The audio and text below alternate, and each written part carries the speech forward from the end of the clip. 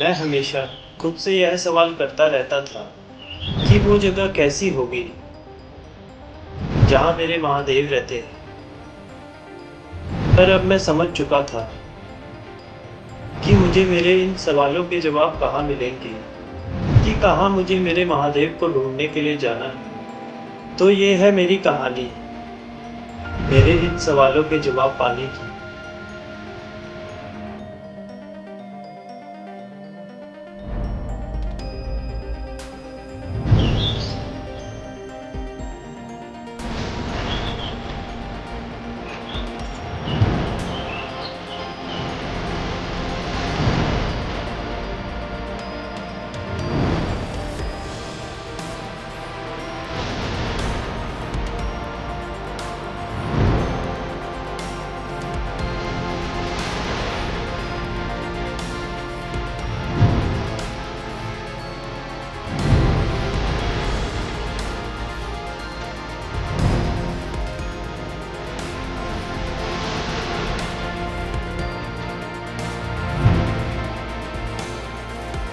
ये है मेरी कहानी महादेव की सबसे मुश्किल यात्राओं में से एक,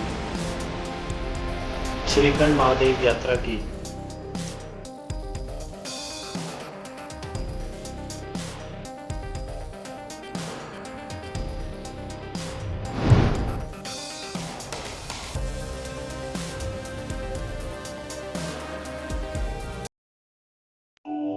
तो हमारे इस सफर की शुरुआत होती है जाऊं विलेज से।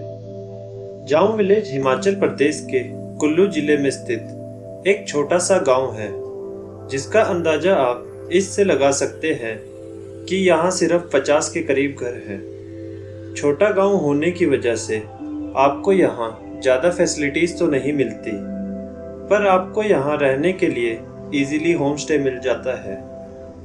एक रात जाऊं विलेज में स्टे करने के बाद अगली सुबह जल्दी से तैयार होके और यहाँ से दिखने वाले इस सुंदर गांव और पहाड़ों का आनंद लेने के बाद हम निकल पड़ते हैं अपनी श्रीखंड महादेव की यात्रा पर।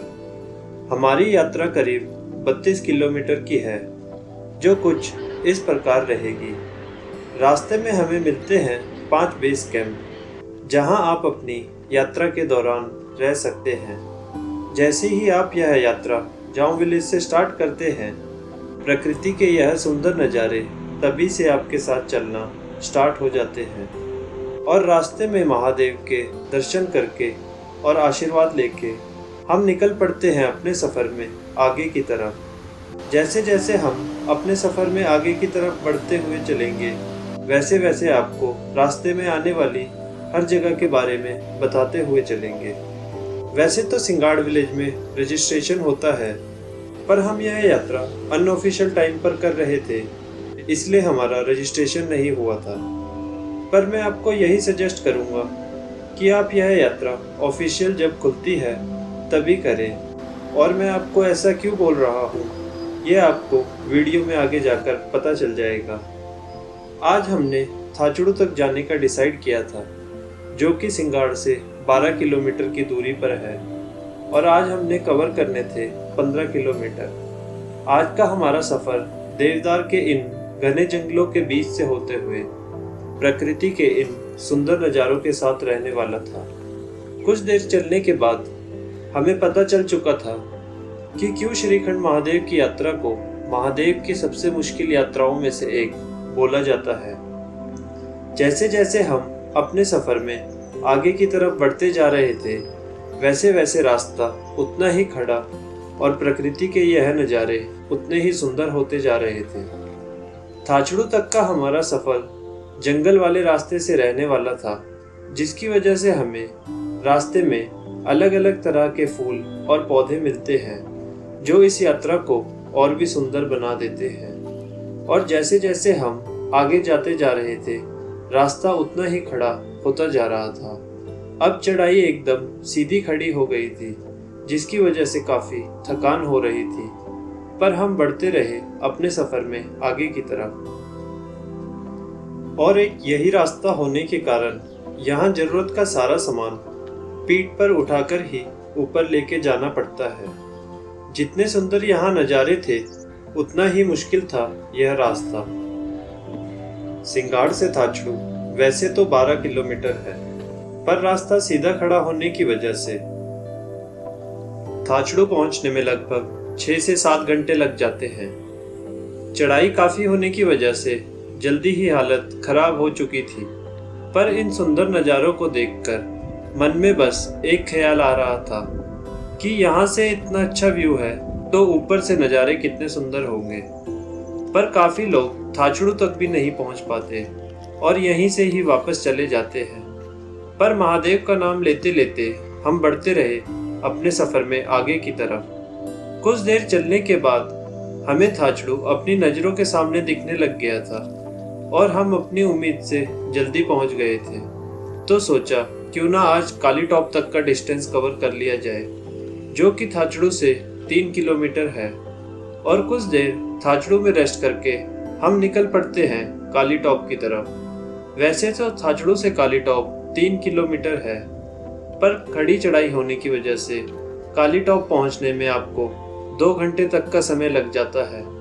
और थाचड़ू को पीछे छोड़ते ही हम जंगल को भी पीछे छोड़ आए थे। जैसे ही आप 12,000 फीट की हाइट को क्रॉस करते हैं तो पेड़ खत्म हो जाते हैं और शुरू हो जाती है यहाँ से ये हरी भरी घास। जंगल खत्म होने की वजह से अब सूरज हमारे सर के ऊपर आ गया था और अब गर्मी लगना स्टार्ट हो गई थी।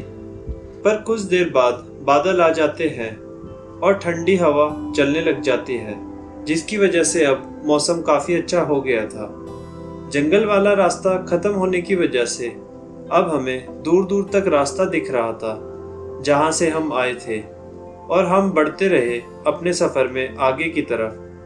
कुछ देर चलने के बाद हम पहुँच जाते हैं काली टॉप। इस स्थान को काली टॉप इसलिए बोला जाता है क्योंकि यहाँ काली माता का मंदिर है। काली टॉप 12,600 फीट की हाइट पर स्थित है, जहाँ से एक तरफ दिखती है ये हजारों फीट गहरी खाई और सामने दिखते हैं बर्फ से ढके यह सुंदर पहाड़। काली टॉप पहुंचकर पूरा व्यू खुल जाता है और बस दिखते हैं चारों तरफ मन को लुभाने वाले ये सुंदर नज़ारे। फर्स्ट डे हम जिन पहाड़ों को देख रहे थे, अब हम उन पहाड़ों के बीच बैठे हुए थे और यहाँ से दिखने वाले नज़ारे इतने सुंदर थे कि हम इन नज़ारों में कहीं खो से गए थे। और जब तक सूरज नहीं ढला तब तक हम यहीं बैठे रहे। अगली सुबह टेंट से बाहर निकलते ही हमें दिखता है अपनी जिंदगी का सबसे सुंदर सनराइज।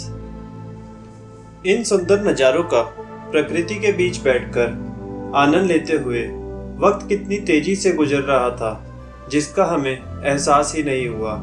हमारे लिए तो मानो जैसे वक्त यहीं थम सा गया था। और काफ़ी देर यहाँ से दिखने वाले सुंदर नज़ारों का आनंद लेने के बाद काली माता के मंदिर में माथा टेक कर और माता का आशीर्वाद लेके हम निकल पड़ते हैं अपने सफ़र में आगे की तरफ। वैसे तो हम आज पार्वती बाग तक जाने की सोच रहे थे, पर इस बार पार्वती बाग में टेंट ना होने के कारण हमारा आज का सफ़र भीमद्वार तक का रहने वाला था। आज का हमारा सफ़र मॉडरेट रहने वाला था, क्योंकि हमें आज कवर करने थे 7 किलोमीटर, जिसमें से लगभग 4 किलोमीटर तो उतराई ही थी। पर आज का हमारा जो मेन टास्क था कि हमने पार करने थे आज काफ़ी ग्लेशियर। काली टॉप से 1 किलोमीटर की खड़ी उतराई उतरने के बाद अब भीमतलाई हमें दिखने लग चुका था, और इस उतराई को जल्दी से उतरकर हम पहुंच जाते हैं भीमतलाई और निकल पड़ते हैं कुंशा के लिए। यह यात्रा जितनी मुश्किल थी उतने ही सुंदर थे यहाँ से दिखने वाले नज़ारे। अब काली टॉप को हम काफ़ी पीछे छोड़ आए थे और अब स्टार्ट हो गई थी ये खड़ी चढ़ाई। चढ़ाई एकदम सीधी खड़ी होने के कारण बॉडी बहुत जल्दी एग्जॉस्ट हो चुकी थी, पर यहाँ सुंदर नज़ारे देखते देखते हम बढ़ते रहे अपने सफ़र में आगे की तरफ। यहाँ हर साल काफ़ी श्रद्धालु इस यात्रा को संपूर्ण करने में अपनी जान गंवा बैठते हैं। इस साल भी श्रीखंड महादेव यात्रा में 2 लोगों ने अपनी जान खो दी, जिसमें से एक यहीं के लोकल थे जिससे आप यह अंदाजा लगा सकते हैं इस यात्रा में आने वाली कठिनाइयों का। और काफ़ी लोगों को हमने रास्ते में काफ़ी बुरी हालत में देखा। इसलिए इस यात्रा को करने के लिए आपको मेंटली एंड फिजिकली दोनों तौर से फिट होके आना चाहिए, क्योंकि आपकी एक गलती आपकी मौत का कारण बन सकती है। और इन वीडियोस को दिखाकर मैं किसी की व्यक्तिगत भावनाओं को ठेस नहीं पहुंचाना चाहता।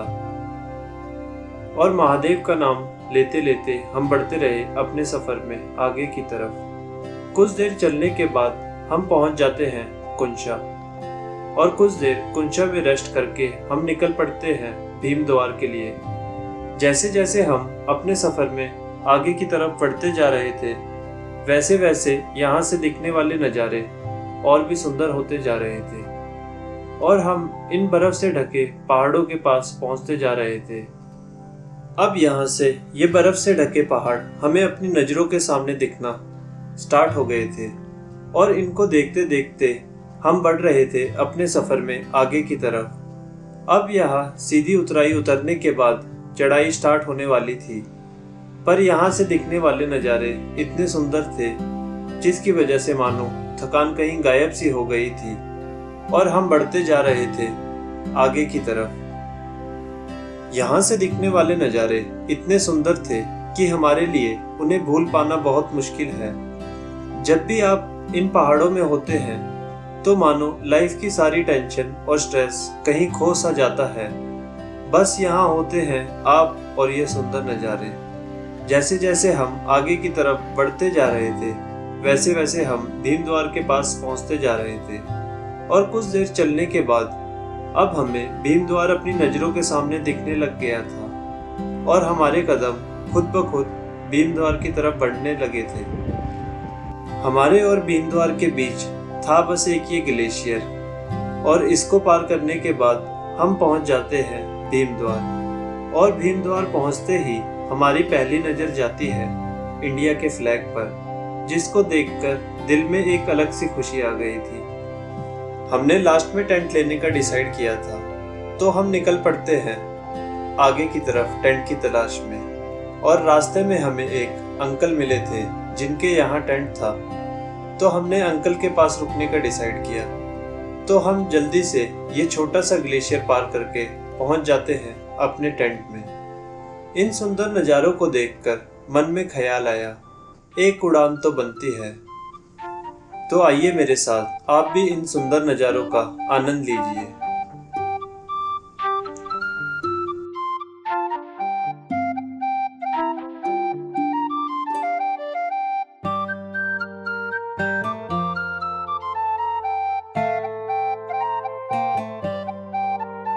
कल का हमारा सफर बहुत मुश्किल रहने वाला था, इसलिए हमने सुबह 4 बजे निकलना था।